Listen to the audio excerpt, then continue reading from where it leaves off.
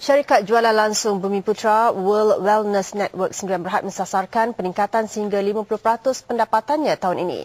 Tahun lalu syarikat itu mencatatkan perolehan sebanyak 25 juta ringgit. Konsep ketepuan set penulinan air rata-rata untuk company-company yang besar pun, kalau mereka dah capai antara 5 hingga 6,000 sebulan, maka itu cukup cantik. Jadi kita pun nak sasarkan 5 hingga 6,000 sebulan. Beliau ditemui pada majlis pelancaran produk terbaru syarikatnya, penapis air yang menggunakan sistem air bambu kun pertama seumpamanya di dunia. Pelancaran di All New RX Water disempurnakan pengerusi Perbadanan Perusahaan Kecil dan Sederhana Malaysia, Datuk Dr. Insinyur Muhammad Al-Amin Abdul Majid.